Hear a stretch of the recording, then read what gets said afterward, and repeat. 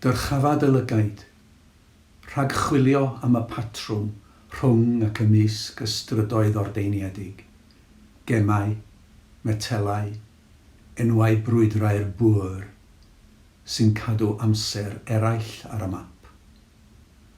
Amser y rhai a ddaeth o 4 ban y byd a Chymru dan ganu eu caneuon.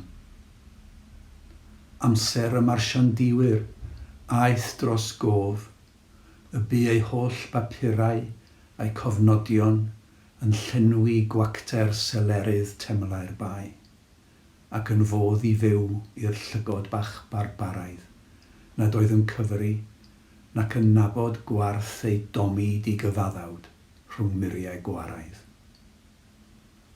Does dim i'w ganfod yno. Peth ar hap yw blagu'r cyfalafiaeth. Mae cathod strae ar hyd y strydoedd, gyda'r cathod dof a'r stelcs yn hwyrus rhwng papurau sglodion.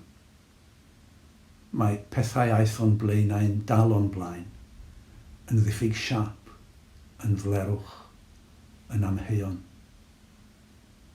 Dyrchafa dy lygaid, tro dy gefn at y dŵr, edrych draw at y wenallt ac at y garth, gan droed olwg tua'r dwyrain, tan gan wrando yn astyd, efallai yn fendigedig, y clywi lais yn canu, titrwm, tatrwm, rhywle yn yr eira ar ben craig Llysfaen.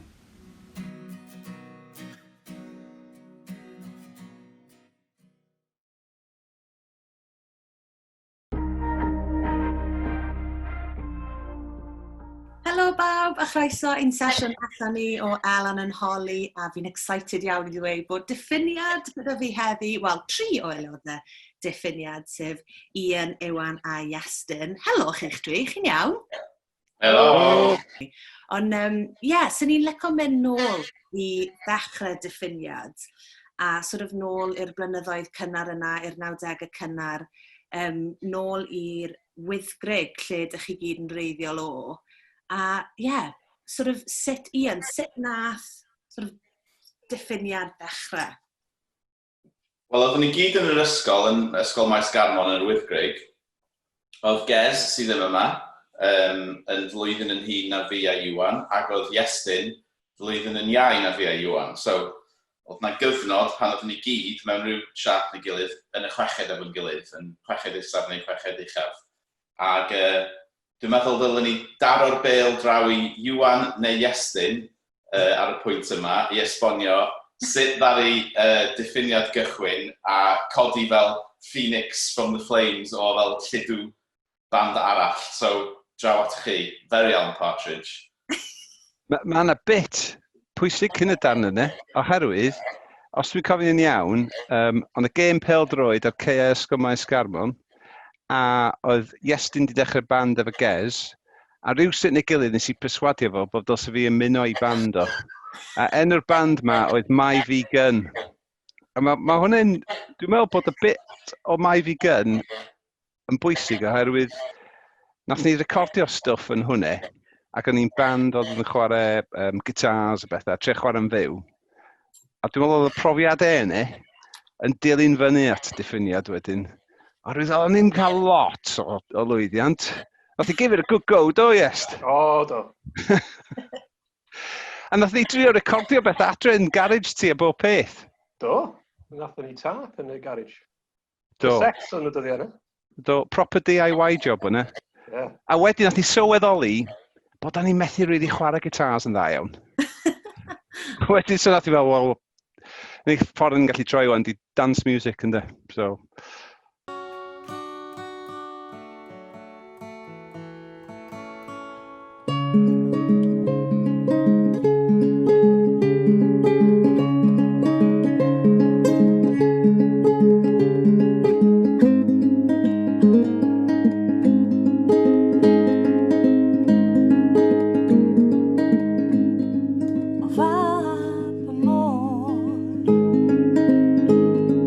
Croes ar dy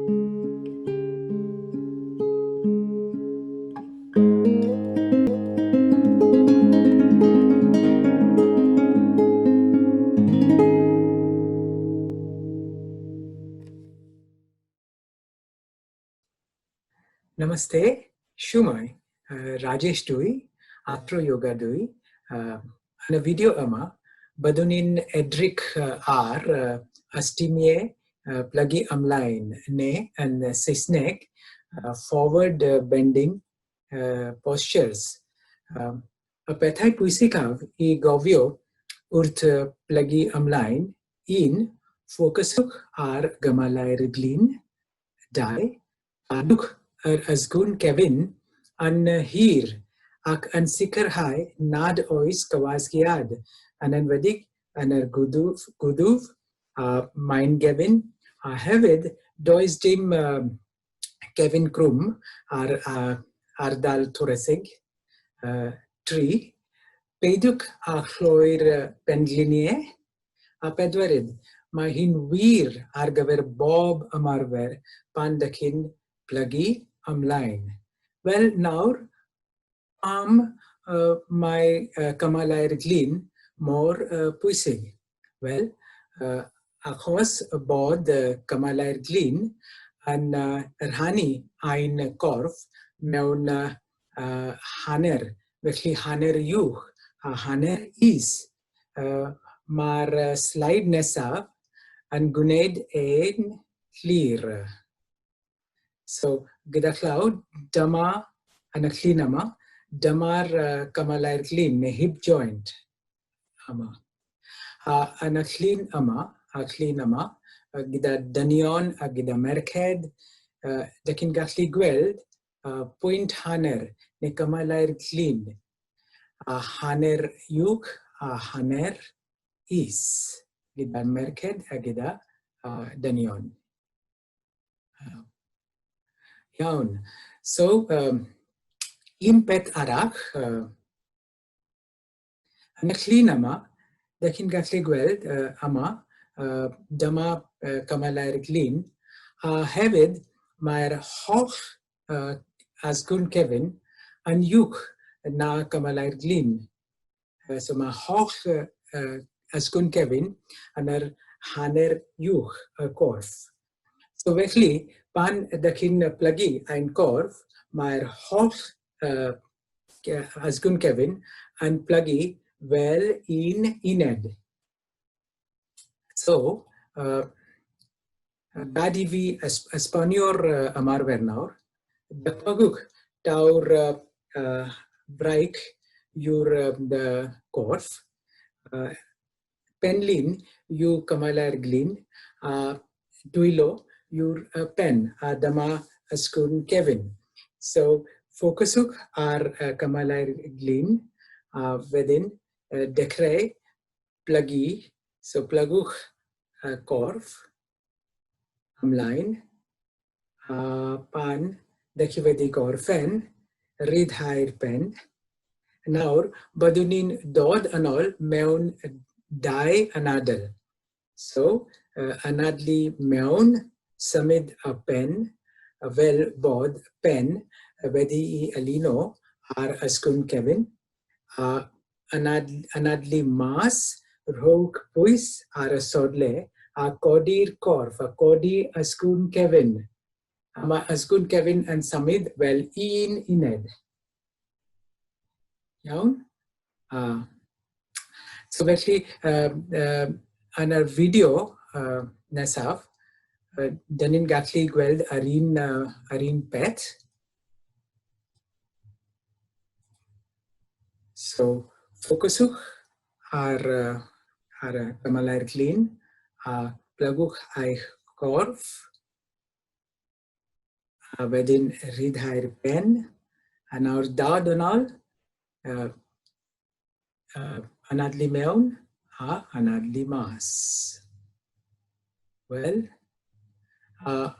cofiwch, mae'n wir ar gyfer bob ymarfer pan ydych chi'n plygu ymlaen o'r ystym sefyll neu eistedd. Wel, na ni, diolch yn fawr iawn am wylio'r fideo. Bob hwyl, namaste.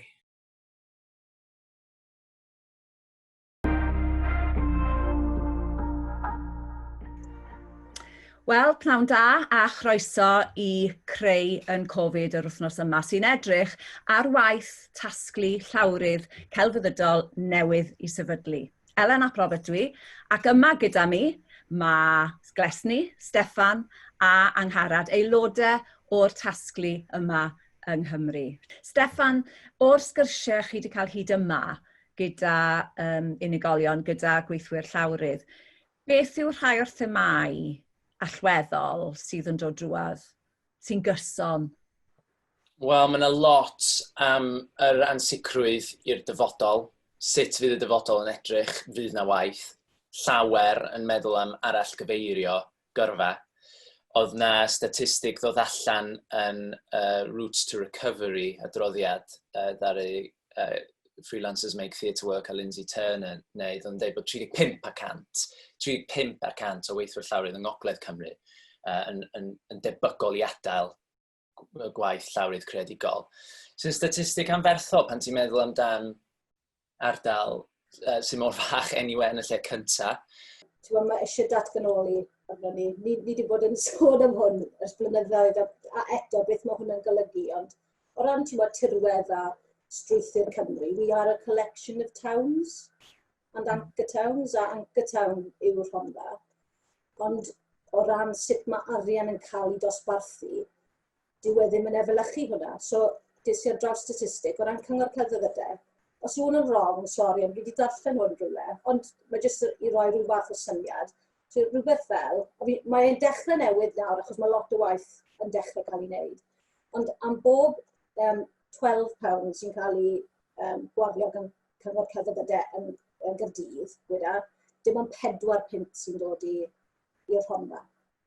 So ti jyst gallu gweld o ran y gap ariannol yna, am y knock-on effect. So pethau fel sy'n rili diddori fi ar hyn o bryd, o ran sut mae data, a does dim digon o data gyda ni, ond sut mae data, mae jyst yn gallu yn syth bin I rywun creadigol, ti'n meddwl, oh my gosh, ti'n gallu gweld y gap yna, ti'n gallu timlo gap fel rywun creadigol, a ti'n gwybod bod angen gweithredio, ond os ti'n gweld mewn data, mae jyst yn rhoi rhyw fath o balans i ti, o ble mae angen i'r gwaith na cael ei wneud, ti'n gwybod. Rai aelodau o'r tasglu yn gweithio mewn ffordd fwy creadigol yn barod. Mae ganddo ni Gavin Porter sydd wedi cael ei noddi gan Wales Millennium Centre, a mae e'n mynd i bod yn creu 5 ffilm, dwi'n meddwl, yn siarad i gweithwyr llawrydd am beth sydd wedi digwydd i nhw yn ystod yr argyfwng. Felly fydd pethau fel hwnna'n dod allan. A rwy'n meddwl dyn ni yn wythnos 3 neu 4 ar hyn o bryd o'r gwaith.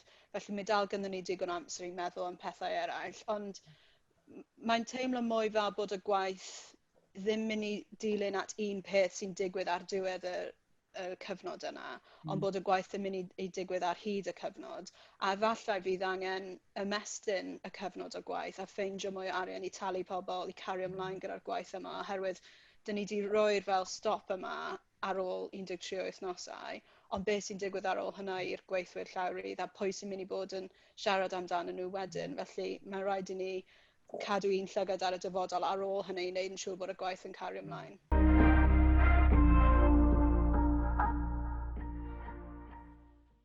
Wel, helo a chroeso i sesiwn gyntaf mas ar y maes fel rhan o Eisteddfod Amgen. Yn cadw cwmni fi heddiw mae Meilir Rhys Williams sydd yn wyneb cyfarwydd ar S4C, y Meet the Theatre, ac yn eiriau fwy hun ar Twitter, mae o yn a friend of Dorothy. Meilir, be yn hynny mae hynny'n golygu i rai o'r gwylwyr sydd ddim gwaith yn gwybod?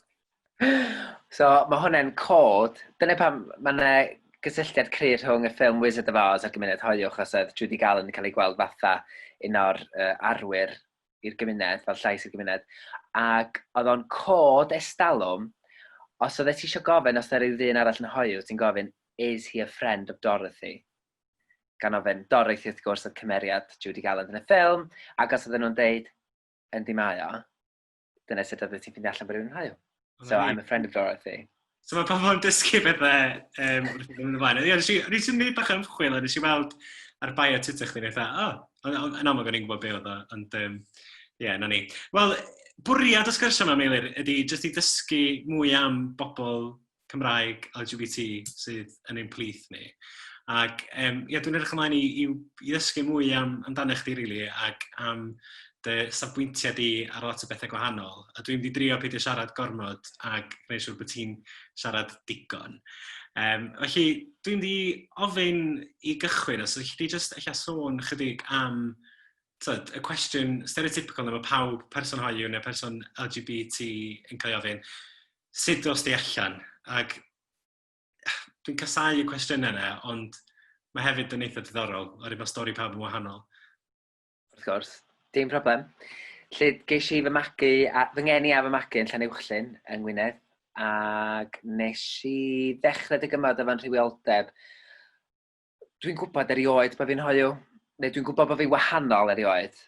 O'n i'n wahanol i'n ffrindiau i fe, lle hyd pan o'n i'n blentyn, y ffordd o'n i'n chwarae, jyst yn reddfol, lle. A wedyn, ond delio efo'n rhywioldeb go iawn, mae'n siŵr o'n i'n arddegau, yn sylweddoli, ac hefyd o'r ffordd o'n i'n cael yn rhin gan rhai certain bobl.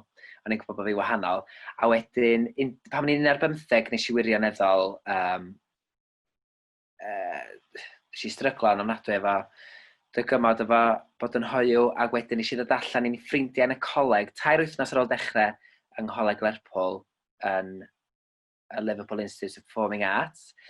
Nes i ddeud fy ffrindiau fi bod fi'n hoiw, ac wedyn, blwyddyn wedyn, pan nes i adra dros yr ha, nes i ddeud fy nheulu. Ac dwi'n lwcus iawn oedd yn nheulu fi gyd yn gwybod, ac yn gefnogol tu hwnt, ac maen nhw wedi bod erioed. Felly, maen nhw'n lwcus iawn fe hynny.